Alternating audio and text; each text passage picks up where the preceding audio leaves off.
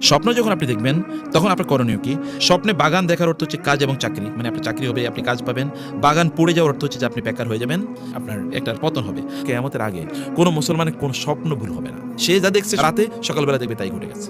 রাসূলুল্লাহ সাল্লাল্লাহু আলাইহি ওয়াসাল্লাম তিনি তার স্বপ্ন দিয়ে আয়েশা রাদিয়াল্লাহু তাআলা বলেছেন, আউয়ালু মা বুদিয়া বিহি রাসূলুল্লাহ সাল্লাল্লাহু আলাইহি ওয়াসাল্লাম মিনাল ওয়াহয়ি আর রুইয়া সালিহা ফিন নাওম। রাসূলুল্লাহ সাল্লাল্লাহু আলাইহি ওয়াসাল্লামের কাছে ওহী আসা শুরু হলো স্বপ্নে, মানে স্বপ্ন দেখার মাধ্যমে। রাসূলুল্লাহ সাল্লাল্লাহু আলাইহি ওয়াসাল্লাম নবুয়তের প্রথম 6 মাস কেবল স্বপ্ন দেখতেন। স্বপ্নের মাধ্যমে তিনি নির্দেশ পেতেন 6 মাস। নবুয়ত কত বছরের? 23 বছরের। 23 বছরে যদি আপনি 2 ভাগ মানে করেন, প্রত্যেক বছরে যদি 2 করে করেন, তার মানে 6 মাস 6 মাস, তার মানে 23 দুগুণে কত? 46। এই 46 এর কারণে বলা হয় নবুয়ত, মানে স্বপ্ন, সুন্দর স্বপ্ন হচ্ছে সত্য স্বপ্ন নবুয়তের 46 ভাগে 1 ভাগ। কারণ ওই কারণে, কারণ প্রথম 6 মাস তিনি কেবল স্বপ্ন দেখেছেন। এই স্বপ্ন রাসূলুল্লাহ সাল্লাল্লাহু আলাইহি ওয়াসাল্লাম দেখলেন। রুইয়াল আম্বিয়া ওয়াহয়ুন, নবীরা যে স্বপ্ন দেখে এই স্বপ্নটা ওহী। কিন্তু আমরা যে স্বপ্ন দেখি এই স্বপ্ন কি? রাসূল সাল্লাল্লাহু বলেছেন, লাম ইয়াবকা মিনান নবুওয়াতি ইল্লাল মুবাশশিরাত। রাসূল বললেন, আর নবুয়ত, আমি তো শেষ নবী, আর কোনো নবুয়ত আসবে না, কোনো নবী আসবে না, কিন্তু মানুষের কাছে মুবাশশিরাত আসবে, সুসংবাদ আসবে। সাহাবায়ে কেরাম বললেন, ওয়ামাল মুবাশশিরাতু ইয়া রাসূলুল্লাহ, মুবাশশিরাত মানে কি? তিনি বললেন, আর রুইয়া সালিহা, উত্তম স্বপ্ন, ভালো স্বপ্ন, এটা নবুয়তের একটা অংশ। নবীদের কাছে ওই আসতো, এটা তোমাদের কাছে এইভাবে উত্তম স্বপ্ন আকারে এটা আসে। এবং রাসূলুল্লাহ সাল্লাল্লাহু আলাইহি ওয়াসাল্লাম আরো বলেন, ইযা ইকতারাবা যামানু লাম তাকাদ তাকযিবু রুইয়াল মুমিনি ওয়া রুইয়াল মুমিনি জুজউম মিন 46 জুজআম মিনান নবুওয়া। তিনি বলেন কিয়ামতের আগে কোন মুসলমানের কোন স্বপ্ন ভুল হবে না। সে যা দেখছে সকালে রাতে, সকালবেলা দেখবে তাই ঘটে গেছে। এবং এটা আমাদের জীবনে অসংখ্যবার ঘটেছে। রাতে স্বপ্নে দেখে সকালবেলা তাই ঘটেছে। এটা কিয়ামতের নিকটবর্তী হওয়ার একটা আলামত।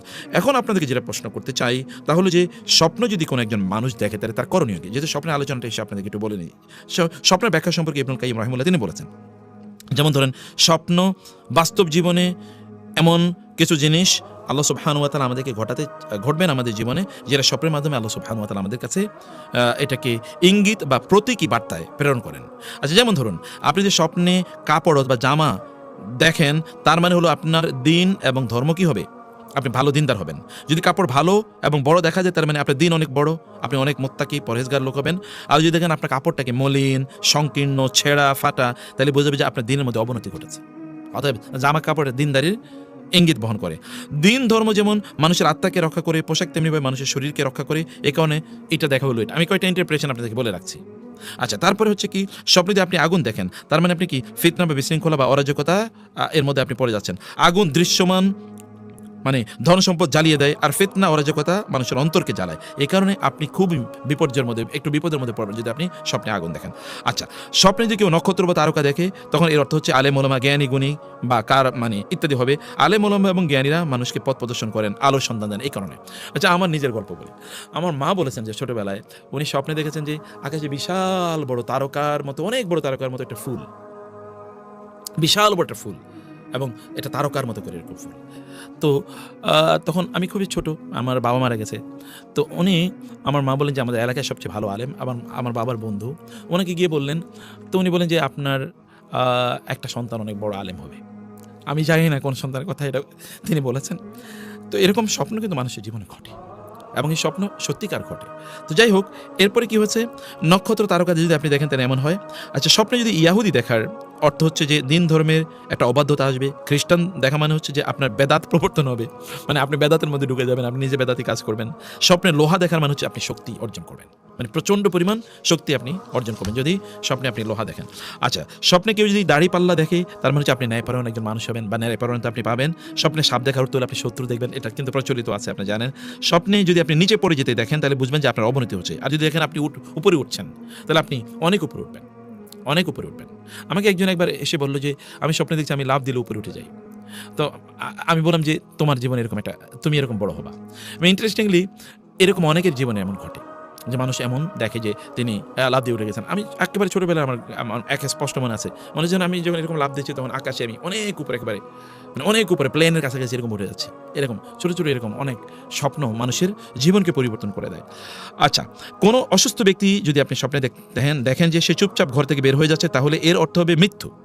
অসুস্থ ব্যক্তি ঘর থেকে বের হয়ে যাচ্ছে, মৃত্যু। আর যদি স্বপ্নে দেখেন যে তিনি কথা বলতে বলতে ঘর থেকে বের হয়ে যাচ্ছে, তার মানে হচ্ছে যে তিনি সুস্থ হয়ে যাবেন।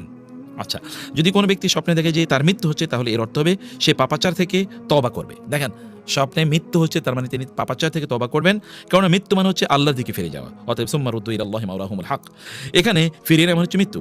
ওমর ইবনুল খাত্তাব রাদিয়াল্লাহু তাআলা আনহু তিনি হারিস ইবনে সাদ আত-তাবিকে বিচারক হিসেবে নিয়োগ দিলেন। একদিন হারেস মানে ওমর রাদিয়াল্লাহু তাআলা আনহুকে বললেন, হে আমিরুল মুমিনিন, আমি স্বপ্নে দেখলাম চাঁদ আর সূর্য যুদ্ধ করছে আর নক্ষত্রগুলো দুপক্ষে বিভক্ত হয়ে গেছে। ওমর রাদিয়াল্লাহু তাআলা আনহু এই কথা শুনে বললেন, তখন তুমি কার পক্ষে ছিলে, চাঁদের পক্ষে না সূর্যের পক্ষে? তিনি বললেন, আমি চাঁদের পক্ষে ছিলাম। ওমর রাদিয়াল্লাহু তাআলা বললেন, তাহলে আমি তোমার নিয়োগ প্রত্যাহার করে নিলাম, কারণ তুমি একটা মুছে যাওয়া শক্তির পক্ষে ছিলা। আল্লাহু আকবার। মানে চাঁদে তো নিজস্ব শক্তি নাই, অতএব ও তো সূর্য থেকে ধার করা শক্তি নেই। অতএব তুমি এরকম শক্তির পক্ষে ছিলে, আমি তোমার ভুল নিয়োগ দিছি, অতএব তোমার নিয়োগ আমি উজ্জ্ব করলাম। বুঝতে পেরেছেন? এখানে এরপরে তিনি কোরআন আয়াত মানে উল্লেখ করলেন, ওয়াজআলনা আল-লাইলা ওয়ান-নাহারা আয়াতাইনি ফামাহাউনা আয়াতাল-লাইল ওয়াজআলনা আয়াতান-নাহারি মুবসিরাতান। তিনি বললেন, আল্লাহ তাআলা বলেছেন, আমি দিন এবং রাতকে আমি কি করেছি, তোমাদের জন্য নিদর্শন হিসেবে পাঠিয়েছি। অতঃপর আমি রাতকে মুছে দেই, আমি দিনকে নিয়ে আসি তোমাদের জন্য সবকিছু দেখার জন্য। অতএব রাতে চাঁদ উদিত হয়, এটা দুর্বলতার লক্ষণ, দিনে সূর্য উদিত এটা শক্তির লক্ষণ। অথবা আমি এটা করলাম এইভাবে, আর তুমি একটা বিভ্রান্তিতে নিহত হবে, এটাই বলেছেন। এবং সত্যিকার অর্থে পরবর্তী তিনি সিফিনের যুদ্ধে তিনি শাহাদাত বরণ করেন। স্বপ্নে বাগান দেখার অর্থ হচ্ছে কাজ এবং চাকরি, মানে আপনার চাকরি হবে, আপনি কাজ পাবেন।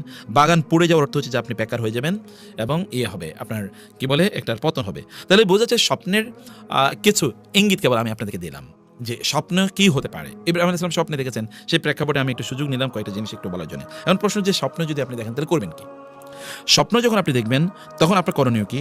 এটা তা কয়েকটা হাদিস আমি এখানে উল্লেখ করছি। হাদিসগুলো আমি কেবল অনুবাদ বলি, কারণ আরবিটা বলতে গেলে সময় লেগে যাবে। রাসূল সাল্লাল্লাহু আলাইহি ওয়াসাল্লাম বলেছেন, যখন তোমাদের কেউ স্বপ্নে দেখে সে যা পছন্দ করে, তাহলে জানবে যে তা আল্লাহর পক্ষ থেকে এসেছে।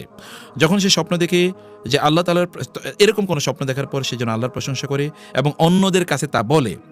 আর যদি স্বপ্নে অপছন্দের কিছু জিনিস দেখে, তাহলে বুঝে নেবে এটা শয়তানের পক্ষ থেকে এসে, এবং সে শয়তানের ক্ষতি থেকে আল্লাহ তাআলার কাছে আশ্রয় প্রার্থনা করবে এবং এই স্বপ্নের কথা কাউকে বলবে না, কারণ খারাপ স্বপ্ন তার কোনো ক্ষতি করতে পারবে না। খুবই গুরুত্বপূর্ণ। আপনি ভালো স্বপ্ন দেখলে কি করবেন? আল্লাহর শুকর আদায় করবেন। আপনি কাউকে বলতে পারেন, কোনো প্রবলেম নাই, কোনো প্রবলেম নেই। কিন্তু এমন লোকেরা বলবেন যিনি স্বপ্ন বুঝছেন। কেউ আপনাকে নিয়ে যদি হিংসা করে, এরকম লোকেরা বললে ওই ইউসুফ আলাইহিস সালামের ভাইদের মতো ঘটনা ঘটবে। ইউসুফ আলাইহিস সালাম বলেছেন না ভাইদেরকে যে আমি এরকম স্বপ্নে দেখেছি, তখন ভাইরা তো বুঝতে পেরেছে উনি তো নবী হবেন, এবং তারা তাকে হত্যা করতে কূপে নিক্ষেপ করে ফেলেছিল। অতএব আপনি বলবেন কোনো দিনদার ভালো মানুষের কাছে বলবেন না এরকম না, বলবেন দিনদার ভালো মানুষের কাছে বলবেন। তিনি তখন একটাকে ভালো ইন্টারপ্রিটেশন দেবেন, যেই ইন্টারপ্রিটেশন দেবেন আপনার জীবন তাই ঘটবে। আচ্ছা, 2 নম্বর জিনিস আমি বলছি, তাহলে যে যদি আপনি খারাপ কিছু দেখেন তাহলে আপনি কাউকে বলবেন না। কাউকে বললে আপনি যা বলবেন তাই, মানে আপনি বলবেন এবং উনি যা ইন্টারপ্রিটেশন করবে তাই করবে। আর যদি আপনি কিচ্ছু না বলেন, বরং আল্লাহর কাছে আপনি আশ্রয় চান, তাহলে আল্লাহ তাআলা আপনাকে এই বিপদ থেকে বাঁচাবেন। রাসূলুল্লাহ সাল্লাল্লাহু আলাইহি ওয়াসাল্লামের কাছে একজন নারী আসলেন, এসে বলেন, ইয়া রাসূলুল্লাহ, সবাই যুদ্ধ থেকে ফিরে এসে আমার স্বামী আসে নাই। রাসূল বলেন, কোনো প্রবলেম নেই, ফিরে আসবে। এবং তিনি সত্যি ফিরে এসেছেন। এরকম 3 বার ঘটেছে। চতুর্থবার তার স্বামী যুদ্ধে গিয়েছেন আর ফিরে আসেন নাই। তো তিনি রাসূলের কাছে আসলেন। আয়েশা রাদিয়াল্লাহু তাআলা আনহা তখন ঘরে, রাসূল নাই। তো আয়েশা রাদিয়াল্লাহু তাআলা তাকে জিজ্ঞেস করেন, কেন এসেছো? তিনি বলেন, এই উদ্দেশ্যে এসেছি। তো বলে যে তোমার স্বামী তো তাহলে মারা গেছে যুদ্ধের ময়দানে। এবং কিছুক্ষণ পরে সত্যি সংবাদ এসে তার স্বামী মারা গেছে। এর মধ্যে রাসূল সাল্লাল্লাহু আলাইহি ওয়াসাল্লাম আসার পরে আয়েশা রাদিয়াল্লাহু তাআলা বলেন, ইয়া রাসূলুল্লাহ, একটা ঘটনা ঘটছে। কি?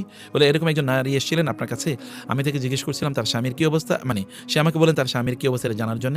আমি তাকে জানার পর বললাম, মনে হয় সে মারা গেছে। এরকম অবস্থা। কারণ স্বপ্নে সে মানে যা দেখেছে স্বপ্নের ব্যাখ্যা, সে এটা স্বপ্নের ব্যাখ্যা যে যুদ্ধের ময়দান থেকে তার স্বামী ফিরে আসে নাই, এটা সে স্বপ্নে দেখেছে। তো যুদ্ধের ময়দানে তার স্বামী ফিরে আসে নাই, কেউ বলছে স্বামী মারা গেছে, এরকম স্বপ্ন। তো 3 বার রাসূল বলছে, না এটা ঠিক না, তোমার স্বামী ফিরে আসবে।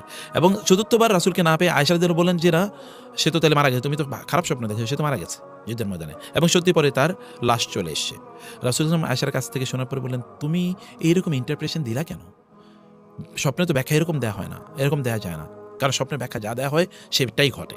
অতএব স্বপ্নের ব্যাখ্যা যিনি জানেন এমন ভালো মানুষের কাছে আপনারা স্বপ্নের কথা বলবেন। সুন্দর স্বপ্ন আল্লাহ তাআলার পক্ষ থেকে হয়ে থাকে, আর খারাপ স্বপ্ন শয়তানের পক্ষ থেকে হয়ে থাকে। কেউ স্বপ্নে খারাপ কিছু দেখলে বাম পাশে 3 বার থু করবে। আপনি স্বপ্নে খারাপ কিছু দেখেছেন, বাম পাশে, আপনি যেদিকে ডান কাত হইতো আমরা শুই, ডান দিকে আপনি 3 বার থু ফেলে তারপরে আপনি কি বলবেন, আউযু বিল্লাহি মিনাশ শাইতানির রাজিম। তাইলে এই স্বপ্ন আপনার কোনো ক্ষতি করতে পারবে না। 3 নাম্বার, তোমাদের কেউ যদি রাসূল সাল্লাল্লাহু আলাইহি ওয়াসাল্লাম বলেছেন, তোমাদের কেউ যদি এমন কোনো স্বপ্ন দেখে যেটা সে অপছন্দ করে, তাহলে বাম দিকে সে 3 বার থুতু ফেলবে, শয়তানের কাছ থেকে আল্লাহর কাছে আশ্রয় প্রার্থনা করবে, অতঃপর সে তার পার্শ্ব পরিবর্তন করে শুয়ে থাকবে, তাইলে তার কোনো ক্ষতি হবে না। তাহলে স্বপ্নের বিষয়ে আমি কিছু আইডিয়া আপনাদেরকে দিয়ে দিলাম।